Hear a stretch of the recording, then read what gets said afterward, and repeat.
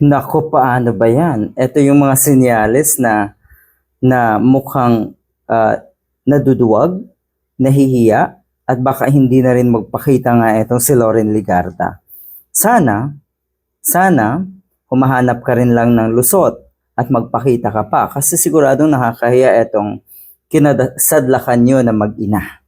Yan na nga bang sinasabi natin. Ang sabi ni Miss Loren Ligarda, ito daw ay paninira sa pangalan niya.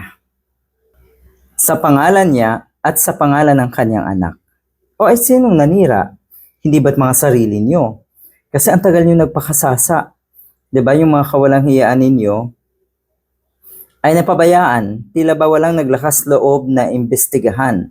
So eto ngayon. Eto na ngayon. Bago pa man etong mga pagtatago na ito, kung nagtatago na nga etong si Ms. Loren Ligarda, hindi pagsipot sa impeachment trial, biro mo binabayaran ka, 3 beses ka nang hindi sumisipot sa impeachment trial. Ano to?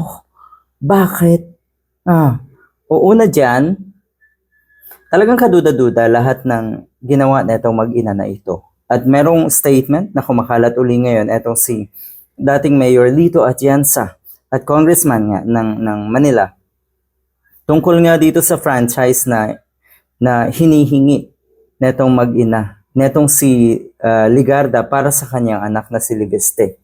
O ayan, yung solarization project netong kanyang anak.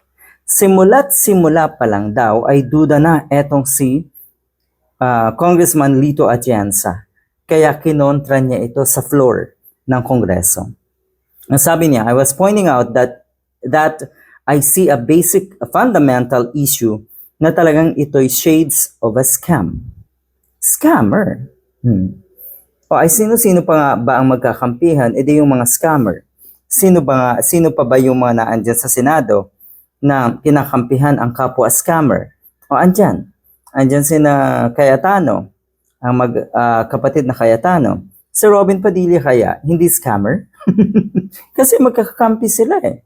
O sige, kung ganon, baka darating din sa punto na ang susunod dyan ay sina Bongo, sina Robin Padilla. Lahat yan sa tingin ko may mga itinatagong baho. Lalo na itong si Alan Peter Cayetano. Pero balikan natin sa Ms. Loren Ligarda. Binabayaran po kayo ng sambayanan. Tapos 3 beses kayong umabsent. Di ba madalas interviewin itong isang ito na kuno ay trabaho sila, trabaho para sa bansa.